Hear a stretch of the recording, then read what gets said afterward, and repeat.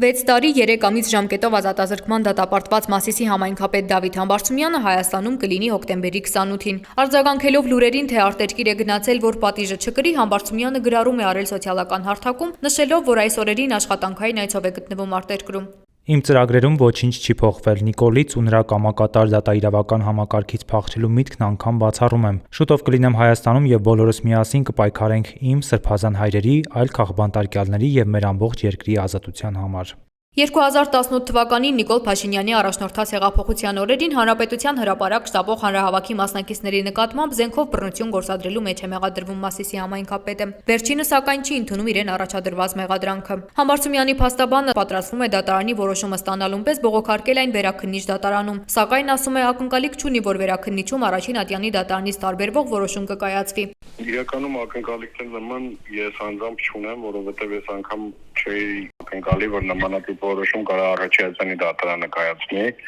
որովհետև անգամ չխոսալով նրա մասին, որ արդարացման վերդիկտ պետք է կայացվեր ու Մասիսի քաղաքապետ Դավիթ Համբարձումյանը պետք է անմեղ հռչակվեր, չգիտեմ, վերացարկվելով այդ ամեն ինչից, վերացարկվելով նրանով, որ որևէ ապացույց քրեական գործի դատական քննության ընթացքում մեղադրանքի կողմից չի ներկայացվել, որը որ կվկայեր նրա մասին, որ Դավիթ Համբարձումյանը որևէ հանցագործություն է կատարել, այնուամենայնիվ, եթե անգամ վերջինս պետք է մեղավոր ճանաչվեր, ակնհայտ է այն հանգամանքը, որ նշանակված պատիժը ոչ միայն անհամաչափ է, այլ նաև ուղիղ նպատակ է հետապնդում Դավիթ Համբարձումյանին պատժելու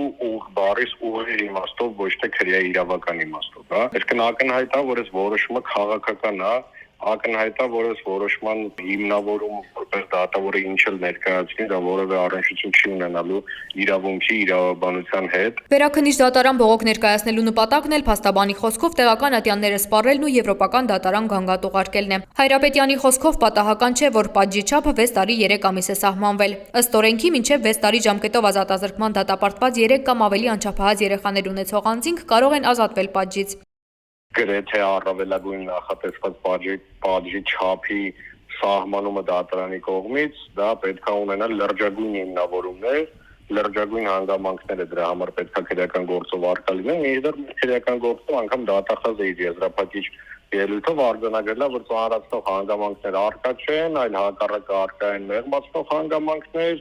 այդ թվում նաև ձեր կողմից նշված հանգամանքը անչափահաս երեխաների արկայությունը։ Այսինքն այս ամեն ինչը ըստ էության վկայում էր այն մասին, որ կայացվելիք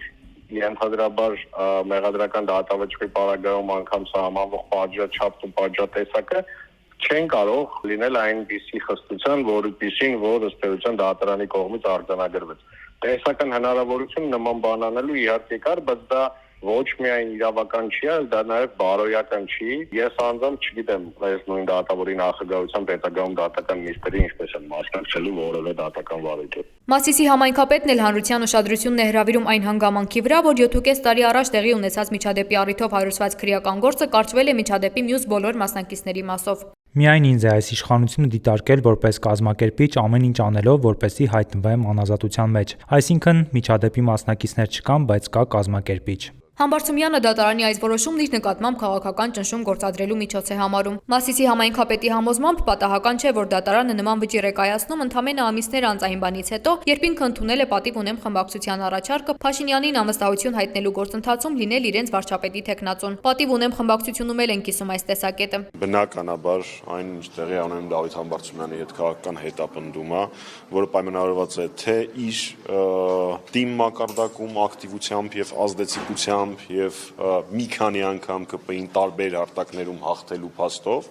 եւ թե իհարկե նաեւ իր իմպիչմենտի թեկնածու լինելու պատիվ ունեմ խմբակցության կողմից առաջադրված թեկնածու լինելու փաստով, սա եւս մեկ անգամ ցույց է տալիս այսպես կոչված այսօրվա կառավարիչների վախը իմպիչմենտի գործընթացից։ Իշխանության ներկայացուցիչները սակայն դատարանի վճիռը քաղաքական ճնշում չեն դիտարկում։ Նրա մասնակցությամբ մեկնարկած իմպիչմենտի գործընթացն էլ իրենց համար վտանգավոր չեն համարում։ Դուք վտանգ տեսաք պարոն Համբարձումյանից քաղաքական առումով։ Ոնց ես պատկերացնում հարգելի լրագրող, ոնց ինչից պետք է վտանգ տեսնեմ, ասենք։ Որի շուրջ կոնսոլիդացիա կներ, կգային ժողովուրդը կճնշեր, պատգամավորները ժողովրդի կամքով կքվեարկեին իմպիչմենտին։ Լինեմ անկեղծ, չէ։ Չէ, երկև ոչ, ասենք ինչ process է կատարվում, 6 ամիս հետո ընտրություններ է, ել չեմ ասում ՀՀԿ-ն, ասում այստեղ ՀՀԿ-ն հայտնվել է զորով փող կիրառելով, դրա հետ կապված քրեական գործերով, որպես օրենքի բերումով, որ օրենքը ասում է չի կարող երկու կուսակցություն լինի, ինչ ոչ ասում եմ նոր շողիկին էլ էի ասում, որ նույնիսկ 34 ստորագրություն, իրանք իրանց ստորագրությունները նույնիսկ չեն կարողանում հավաքել։ Մասիսի համայնքապետը սակայն այսօր էլ կոչ է արել ընդդիմությանը միավորվել իմպիչմենթի օրակարգի շուրջ եւ նշել, դա օրվա իշխանություններից ազատվելու միակ ճանապարհն է։